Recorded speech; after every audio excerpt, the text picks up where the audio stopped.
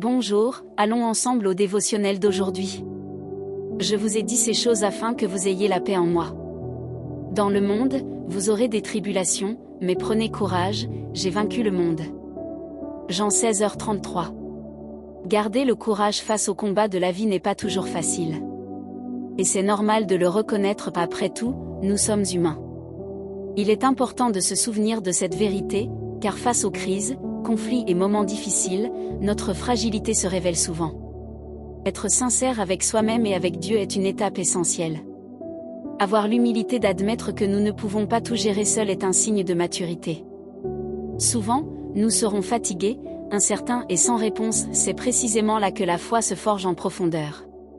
Quand nous reconnaissons notre dépendance totale à Dieu, nous laissons place à son action puissante.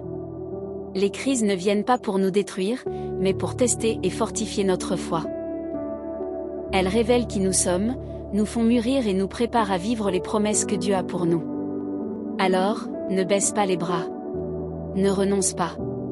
Les combats font partie du chemin, mais ce sont eux qui nous rendent plus forts.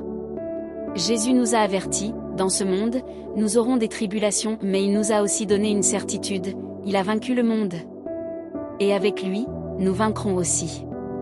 Donc, même si les circonstances tentent de te freiner, tiens bon. Même si tout semble contre toi, prends courage. La victoire n'est pas un simple espoir vague, c'est une promesse vivante. Elle ne repose pas sur l'optimisme, mais sur la foi en un Dieu qui ne faillit jamais. Combien de fois as-tu pensé abandonner? Combien de fois as-tu cru ne pas pouvoir continuer? Nous passons tous par là. Mais Jésus nous rappelle, nous ne sommes pas seuls. Il est avec nous à chaque pas, nous soutenant, nous guidant et nous donnant la force quand la nôtre s'épuise. Prends soin de ton cœur. Nourris ta foi. Et souviens-toi, celui qui marche avec Christ ne lutte jamais en vain. La victoire peut tarder, mais elle viendra. Et quand elle viendra, ce sera pour la gloire de Dieu. Réfléchis Y. Phrase du jour. Tu ne seras un échec que si tu renonces à te battre.